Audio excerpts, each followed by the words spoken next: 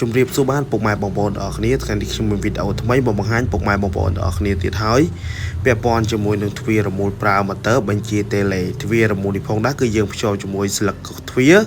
កម្រាស់ 6C ហើយយើងភ្ជាប់ជាមួយនឹងម៉ូទ័រតៃវ៉ាន់ប្រភេទ AC ដាច់ភ្លើងយើងប្រើបានទេប្រភេទម៉ូទ័រនេះហើយយើងធ្វើការដំឡើងជូនអតិថិជននៅខាងតួសង្កែឥឡូវយើងធ្វើការដំឡើងរួចរាល់ 100%